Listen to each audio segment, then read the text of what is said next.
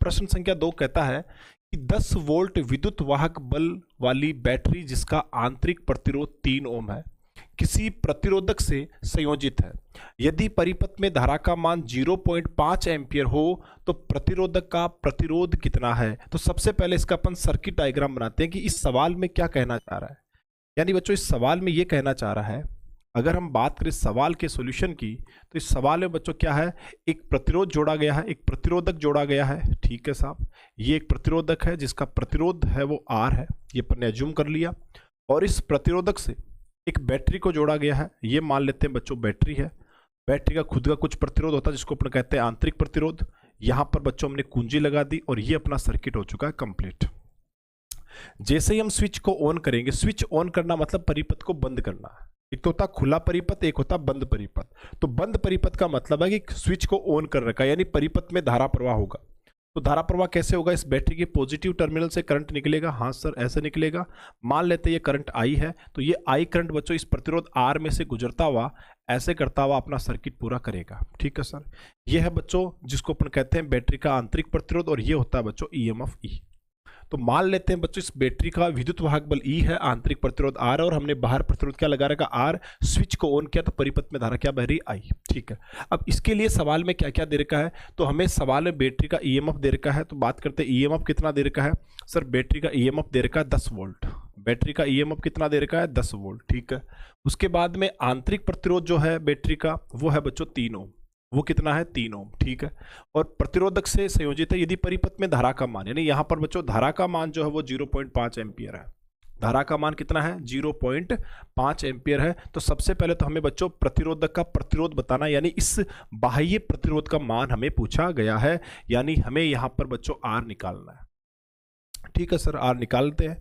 तो यहाँ पर हमने पढ़ा है सर कि परिपथ में जो धारा है, अभी जस्ट पहले क्वेश्चन में भी यही आया था अपने, तो परिपथ में जो धारा होती है, परिपथ में धारा, सर परिपथ में धारा I बराबर होता है, परिपथ में धारा होती है E/R प्लस R। E/R+R। तो हमें धारा सर हमें तो R चाहिए, तो इसको अपन इधर ले आएंगे तो R प्लस R बराबर हो जाएगा E/I। हमें चाहिए कैपिटल R, तो कैपिटल R हो जाएगा E/I माइनस स्मॉल r। बस मान पुट कर दीजिए यहाँ पर। तो R बराबर क्या होगा सर, E का मान सर E का मान 10 है। I का मान कितना है सर, I का मान 0.5 है, माइनस स्मॉल r का मान है 3।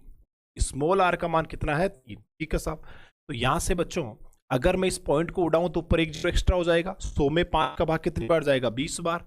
20 माइनस 3, यानी बच्चों यहां पर R बराबर आ चुका है 17 ओम। तो ये जो बाह्य प्रतिरोधक है, इस प्रतिरोधक का जो प्रतिरोध है बच्चों वो निकल के आया 17 ओम। कितना निकल के आया, 17 ओम। ठीक है साहब, अब पूछ रहा है जब परिपथ बंद है, बंद होने का मतलब है स्विच ऑन है, तो सेल की टर्मिनल वोल्टता क्या होगी। बच्चों ईएमएफ और टर्मिनल वोल्टता को आप जानते होंगे। जवाब है सर टर्मिनल वोल्टता क्या चीज है। जवाब है इस बैटरी का ईएमएफ तो 10 वोल्ट है।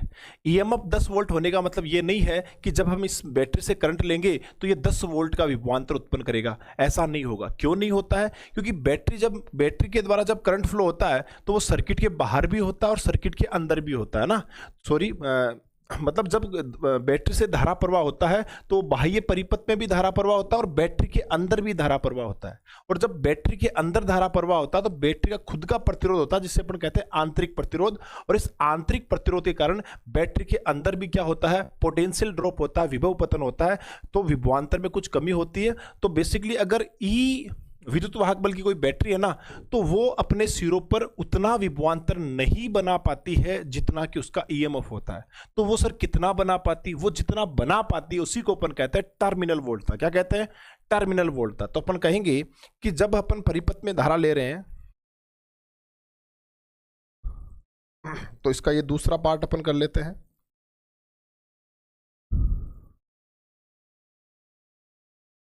जब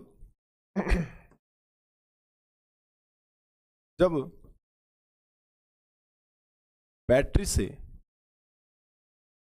परिपथ में धारा ली जा रही हो,